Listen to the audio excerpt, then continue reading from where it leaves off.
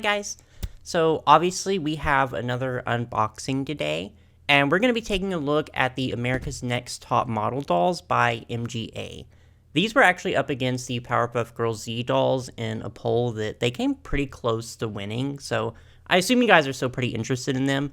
I definitely am. So these are from 2008, made in collaboration with obviously the TV reality competition America's Next Top Model, which, love it or hate it, was absolutely some iconic television. 2, 3. Just swirl around. My head hurts. Sure, it came at the expense of countless aspiring models' mental health, physical safety, and potential careers, but who am I to judge the genius of Tyra Banks? Anyways, these do actually have some pretty interesting history, and there's an awesome video over it by the channel Have You Heard, which I will of course link below, but basically, these are a very interesting byproduct of MGA's constant attempts to one-up Mattel, or Barbie specifically, and in ways that I feel are pretty obvious if you look at these compared to Bratz or other MGA lines throughout the years. Only 2 of these lines were ever released. The main line with these 3 characters, and then a more budget swimwear line with these same 3 girls, as well as a line of fashion packs, and unfortunately, they just weren't very successful due to a lot of reasons, really. These came at a time when Top Model was actually kind of starting to decline in viewership, as well as the fact I don't think the people who were really into Top Model were very into fashion dolls. And even the ones that were, these, in my opinion, don't really capture anything to do with Top Model.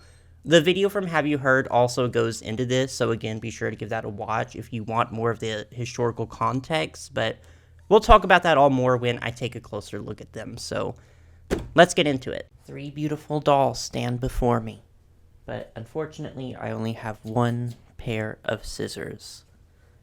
Okay, first thing, I got all these girlies from eBay, and I've actually been holding on to them for a few months, waiting until I could unbox them on camera, so they're not exactly in the greatest condition, obviously, but that's okay. They're coming out of these boxes soon enough.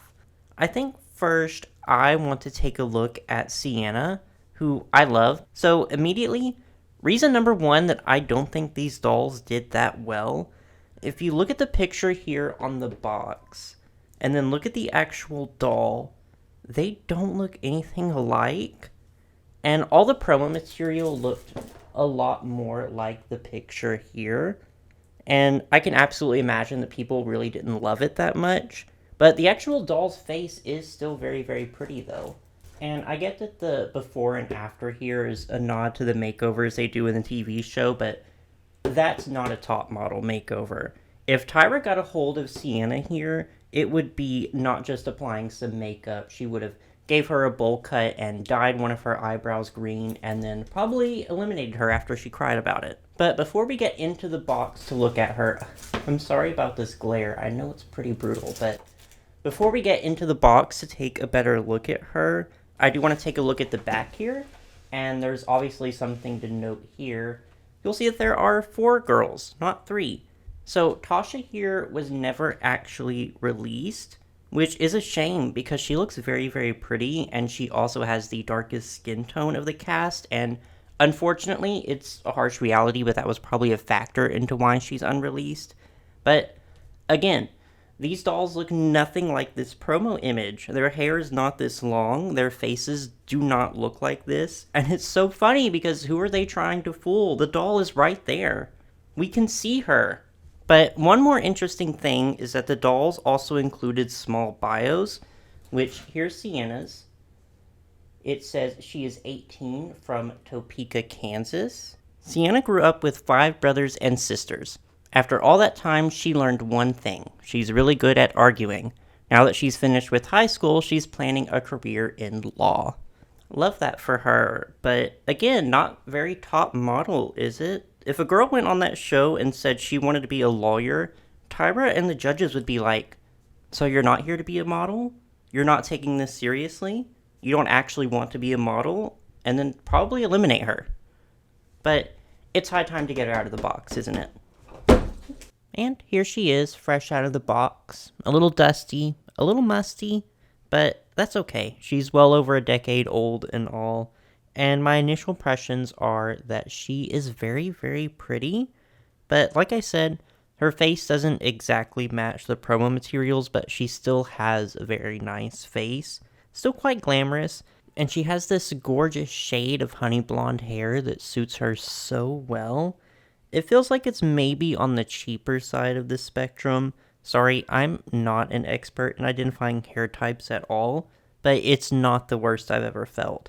Honestly, I'm probably just feeling the fact that it's so old, and after a wash, it'll probably be okay, but as you can see now, it's quite staticky, very frizzy, and also it doesn't have the most dense rooting pattern, but it's okay. She comes wearing this really cute bright pink kind of cocktail dress number, and it's simple but a pretty cute design, fairly well made too, even though it's not the greatest, highest quality material in the world. It's hemmed, and it does have this gold belt thingy that does continue on to the back here. I don't know exactly when she would have worn something like this on top model. Usually for photo shoots, they'd be like, okay, today you're going to be dressed up as the manifestation of your repressed anger, not exactly a cute little pink dress. But the box did say, get her runway ready, so I guess that implies the other outfit is what she wears on the runway. But it looks way more casual than this one, and I fully realize I'm overthinking this, but I'm just really missing the top model flavor with these, and can you blame me? Anyways, the dress is cute, and she also has these cute heels with this pink translucent strap on it, and they're actually a pretty interesting design. I really like them. And everything she comes with here, she has this big golden purse, some jewelry here, an extra pair of shoes, and then an extra outfit that includes a shirt and a pair of shorts. Oh, and this tiny useless little makeup compact here, as well as a brush that does say America's Next Top Model on it. And before we do put her in that second outfit, I did want to show you guys her body and the kind of posing action that the box described, which is just this extra joint they put in the torso to add for slightly extra flexibility here in the posing, which is kind of cool.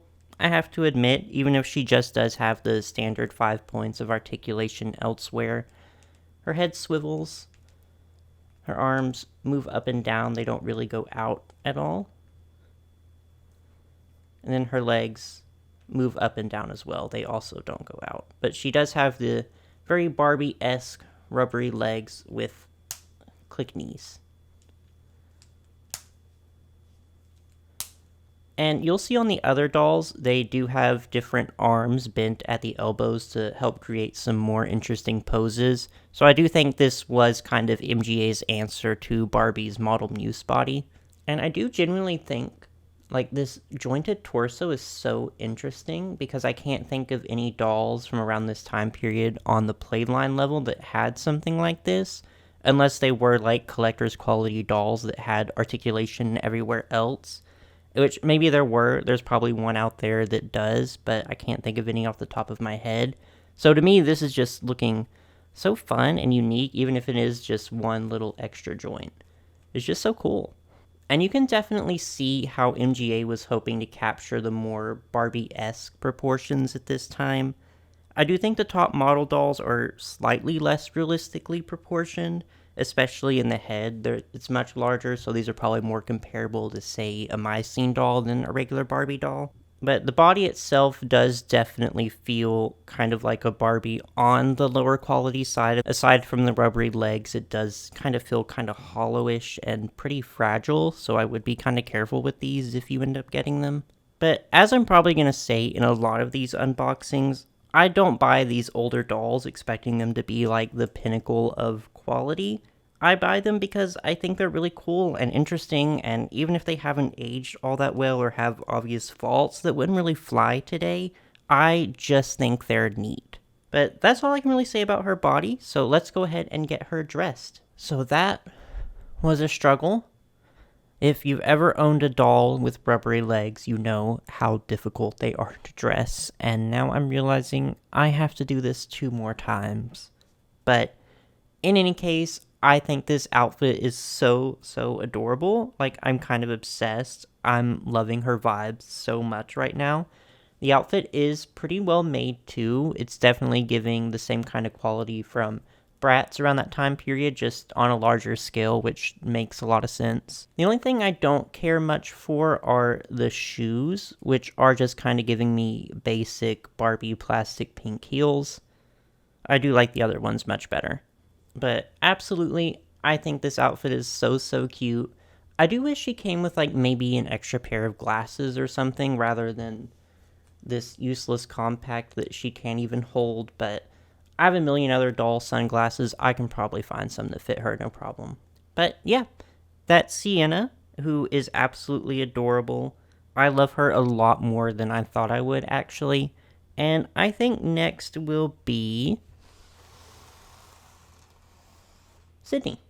And here she is. Like I said, not the greatest condition. Half the stuff she comes with is already on the floor of her box, which will just make unboxing her easier, right? And she's packaged exactly the same as Sienna. Everything she comes with, plus the little fake before and after right here. And on the back, same photo, full of lies. And then we have Sydney's bio here. And it says Sydney is from Miami, Florida, and she is 19 years old. Sydney's favorite part of modeling is being able to see new places. She loves traveling and hopes to one day be a professional pilot and fly all over the world. So don't quote me if this is a lie, but I do feel like Sydney was probably intended to be East Asian, judging by the fact her eye shape is just ever so slightly different. But I'm not completely sure, but let's go ahead and get a better look. So, another thing that really sucks about dolls with rubber legs is that they get dirty very easily, and that was the case with Sydney here, who required more than a few Clorox wipes before she was fully camera ready, and she's definitely going to need probably a much more deep cleaning after this. So, wish her luck. But it's always a little hard unboxing multiple dolls from the same line because a lot of this stuff I've already kind of covered in the first one, which is to say my initial impressions of her are kind of the same as Sienna's minus a few minor things. I do like her face a lot more though, as she has slightly deeper and slightly more dramatic makeup, I think, and it really suits her. And same comment on the hair, it definitely needs a little work, but nothing I can't do, right? But unlike Sienna's, it actually has a bit of a style to it. It's pulled back a little here. I'm going to have to redo this because this rubber band, if I touch it too much, it's definitely going to fall apart. And she also has chunky highlights of light brown hair in her hair as well, which looks really cool. She comes dressed in this very bright golden dress, which I kind of don't love, honestly. It just has kind of a weird cut to it. But it follows a very similar construction pattern to Sienna's. It's pretty well made, it's hemmed on the inside, and unlike Sienna's, this golden belt here is actually a separate piece from the rest of the dress. And she actually comes with the same amount of stuff as Sienna. Extra pairs of shoes, which are identical to Sienna's second pair of shoes, just in red. Which, oh, I forgot to mention, her shoes here are also the same as Sienna's first pair, just in gold. And again, tiny useless makeup compact here, just in square. Some jewelry. Big purse. Second outfit that includes a shirt and a pair of shorts, and also a brush identical to Sienna's. So her body is obviously the same as Sienna's, but just with a few key differences. That being that both her arms are molded so that they're bent at the elbow. And I do like that they did that rather than giving all 3 girls the same arms. I think they're going to look really cool all next to each other in like slightly different poses. I wish I was better at doll photography because I bet these girls are really photogenic. But yeah, let's get her into this second outfit.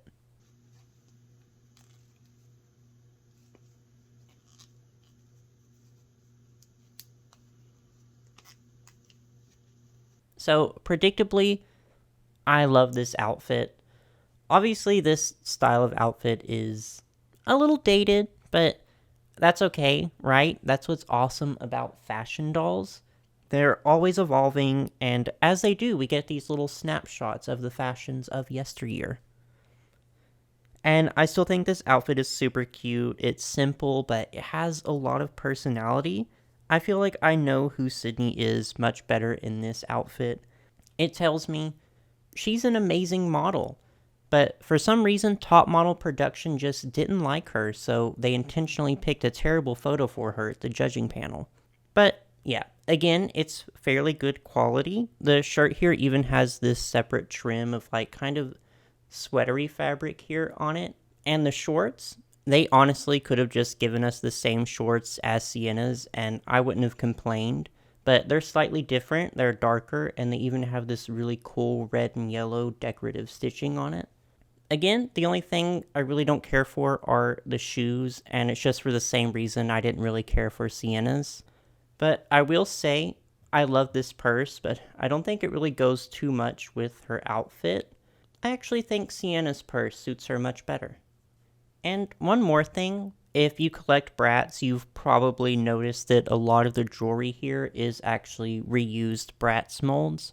And these particular molds are ones that were kind of used probably 100 times over, but if it's not broke, don't fix it, right? But yeah, we have one more to go, and that would be Paisley. This is Paisley in her box here. Not much more to say about that, but I'm sure you still wanted to get a good look at her before we absolutely destroyed it. She still has that same before and after, and same photo on the back, along with her bio. Paisley is 20 years old from Santa Monica, California. As a little girl, Paisley's mother took her with her to volunteer at an animal rescue center. By the end of the day, Paisley had adopted a golden retriever and she hasn't stopped since. When she is done with modeling, she hopes to open a rescue center of her own. That's sweet. We actually just adopted a dog here too, which is probably what you've been hearing in the background intermittently, but he's very cute and he does seem intent on never letting me sleep again. But yeah, let's free Paisley and let's see who will be America's next top model. Of the three dresses that the girls come packaged in, I think Paisley's is probably my favorite. It has a more interesting design to me than the other two, with this kind of sheer overlay here, and it's made of this very pretty, very beautiful, kind of shimmery blue fabric compared to Sienna and Sydney's dress, which were kind of made of very similar fabric. And it just looks so good with Paisley's very bright auburn hair, which is pretty much the same quality as the other two, though hers doesn't have any kind of particular style to it. And her outfit does also include a new shoe mold. We now have wedges. And an interesting thing about these is that they have a very, very tiny little snap on the ankle strap that comes undone, I guess just to make them getting on and off a little easier.